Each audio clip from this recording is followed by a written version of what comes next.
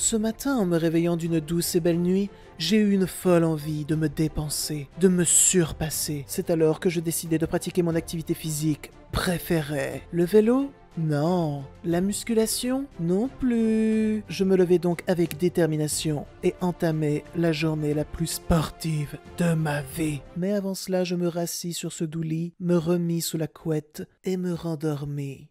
Ce pour un temps indéfini. Pour la simple et bonne raison que je suis ce qu'on appelle un flemmard, comme le gros matou dont nous allons parler aujourd'hui. Puis je me suis réveillé en me rappelant que j'étais toujours dans le rouge, que ma vidéo sur The Bear avait floppé, que Cinécho pouvait avoir de temps en temps froid et que Robert Downey Jr. revenait dans le MCU. Tant de mauvaises nouvelles me poussèrent à parler de ma passion, car elle seule me rendait heureux. Et c'est pourquoi aujourd'hui je vous retrouve pour une nouvelle critique où il sera question ni plus ni moins de Garfield, héros malgré lui, réalisé par Mark Dindal. Et Mark Dindal, il a été réalisateur sur Kuzco l'Empereur Mégalo, un Disney que j'ai vraiment peu vu. Je suis pas très fan. Faudrait peut-être que je le revoie pour me faire un nouvel avis. You think you can battle these villains on your own? If I don't make it back, tell my story. Hey, little mama, yeah, you heard about me. You heard about me. Ow, part of me wants to help him. No, this is how he learns. Avant de vous dévoiler l'intrigue du long métrage et de vous parler du long métrage, c'est quoi mon rapport avec Garfield? Ça va être très simple, quand j'allais durant les week-ends chez mes grands-parents paternels, chaque matin, il y avait Garfield à la télé, et j'aimais vraiment bien, ça me faisait bien marrer, j'aimais l'univers, j'aimais les personnages. Après, j'ai jamais développé une énorme passion pour Garfield. Comme beaucoup de personnes de ma génération, j'ai vu également les deux longs métrages Garfield, où c'était Koé qui le doublait en français. Ces longs métrages ont très mal vieilli, déjà parce qu'ils sont très mauvais, mais ils ont très mal vieilli pour une autre raison également. Et est-ce que j'étais hypé à l'idée de voir un nouveau long métrage, Garfield, qui plus est un nouveau long métrage d'animation? Eh bien oui!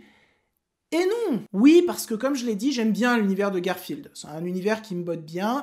Il y a la possibilité de créer des scènes, des enjeux véritablement imaginatifs et amusants. Et non, parce que j'ai vraiment l'impression qu'avec ce film, Garfield, ils ont voulu capitaliser sur le succès de Super Mario Bros, le film. Pour ceux ou celles qui ne le savent pas, celui qui double Mario dans Super Mario Bros, le film, n'est autre que Chris Pratt. Et Chris Pratt, il double également Garfield dans Garfield, héros malgré lui. Et on va arrêter de se mentir 2 secondes, Chris Pratt est un bon acteur. Mais pas en doublage. En doublage, il est très mauvais. Je ne comprends pas cette mode d'engager Chris Pratt pour doubler des personnages cultes dans des films d'animation. Je ne la comprends pas. Mais donc, j'ai quand même vu Garfield, héros malgré lui, et alors, qu'est-ce que j'en pense? Eh bien, je vais vous le dire tout de suite. Odie, I'm dreaming again. Slap me across the face. I think this is a case of mistaken identity. You must be looking for another gorgeous, lovable kitty cat. Big bag hunter with the she got a big bad drop it.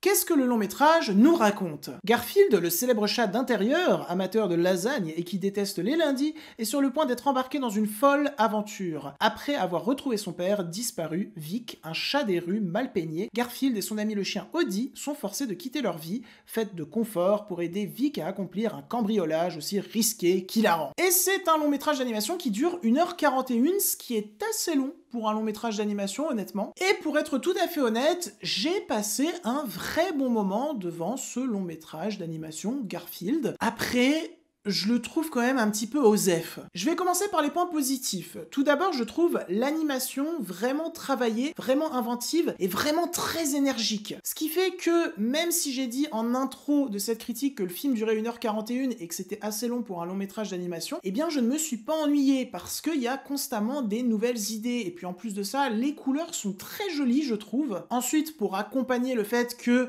l'animation est très énergique, il y a vraiment des scènes qui, en termes d'imagination, en termes d'humour, fonctionne très bien. J'ai pas mal ri devant le long métrage et j'étais assez étonné parce que je rigolais beaucoup devant Garfield quand j'étais petit, mais je savais pas si j'allais autant rire maintenant que je suis adulte. Et ça a été le cas. Je trouve le film vraiment drôle, je trouve que les blagues font souvent mouche. Il y a vraiment des situations qui sont complètement lunaires, mais qui sont bien exploitées. Je pense à toute une scène vers la fin du film avec des drones. C'est assez bien préparé durant tout le long du long métrage, et quand ça arrive, c'est généreux et c'est satisfaisant pour le spectateur. Pour ce qui est du scénario, bon, c'est un scénario qui est très simple, mais qui tient la route, je trouve.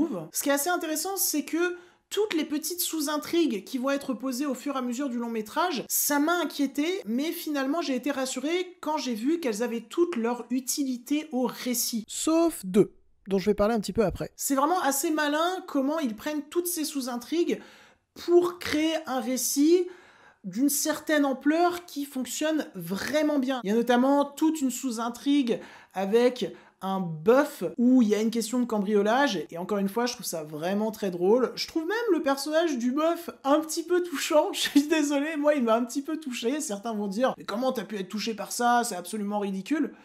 Écoutez, moi j'ai été touché.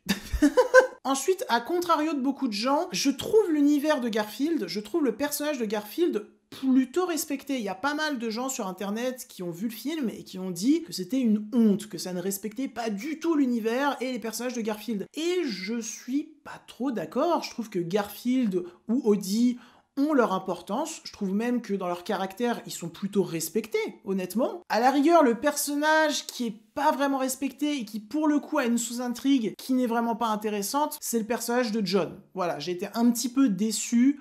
En plus, ils ont engagé Nicolas Hoult pour le doubler, ils lui ont vraiment donné, mais rien à bouffer, rien à jouer, quoi. My orange tabby and my dog are both missing. Your call is very important. There are 1046 people ahead of you. Concernant l'intrigue entre Garfield et son père, là aussi je trouve que ça fonctionne bien, le duo est assez marquant, est assez vivant, et franchement ça fait plaisir, parce que j'étais un petit peu inquiet sur ce point-là avant de voir le film. Maintenant on va passer au point négatif. Je trouve déjà que tout ce qui entoure la méchante, c'est vraiment bas de plafond et pas très intéressant, la méchante est vraiment pas marquante, alors que franchement, quand ils introduisent la méchante, tu te dis « Ah, il va y avoir moyen de faire des choses, de créer des enjeux qui seront vraiment pas mal. » Et pour le coup, le coche est raté sur ce coup-là. Même si le film ne m'a pas ennuyé, je dirais que si je devais choisir une partie qui m'a ennuyé, c'est vraiment la partie, ou plutôt les parties avec la méchante. Get them! I haven't seen you for years, and when I do, you're on the run from a deranged cat.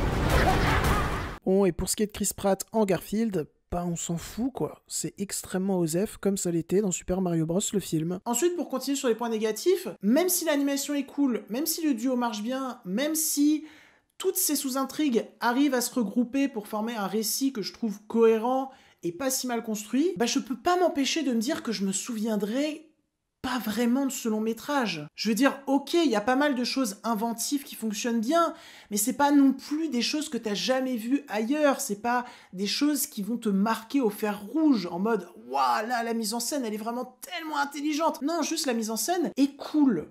Il y a des bonnes idées, elle est juste cool. Il n'y a pas vraiment de scène ultra méga mémorable. Il n'y a pas vraiment de blagues ultra méga mémorables. C'est des blagues qui te font rire, mais en soi, tu les as déjà vues un petit peu ailleurs. Je crois que j'ai dit ça sur Letterboxd, quand tu finis le film, tu te dis « Ok, c'était cool. » Et point. T'es là, t'en as eu pour ton argent, t'as passé un bon moment, mais il n'y a rien de véritablement passionnant, il n'y a rien à étudier. Sans avoir vu le film, je suis quasiment sûr qu'il y aura beaucoup plus de choses passionnantes, beaucoup plus de choses à étudier, beaucoup plus de choses marquantes dans Le Robot Sauvage, qui est un film d'animation DreamWorks qui va sortir dans pas longtemps. Là, c'est juste un peu lisse, quoi. C'est sympa, mais c'est un peu lisse. Et ça fera pas date, selon moi. Voilà. Si vous aimez les chats et que vous voulez des longs métrages d'animation avec des chats, qui en plus sont un petit peu maladroits, eh bien n'hésitez pas à regarder Fievel et le Nouveau Monde. En plus, il y a des souris, elles sont trop mignonnes, l'animation est magnifique et le film a un propos fort. Voilà, en fait c'est ça qui manque à Garfield. C'est que c'est un bon moment,